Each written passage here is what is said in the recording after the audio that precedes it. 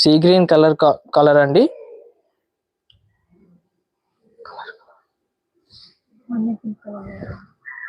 Onion pink colour అయితే మనకు పళ్ళు అయితే ఉంటుంది విత్ బూటా అండి. చూడొచ్చు లీవ్స్ లో అయితే మనకు లీఫ్ డిజైన్ అయితే వస్తుంది పళ్ళు కూడాను. అలాగే టోటల్ శారీ అంతా కూడా వచ్చేసి ఫుల్ డిజైనర్ అండి. ఇది డబల్ ఇక్కత్ డిజైన్ అయితే వస్తుంది.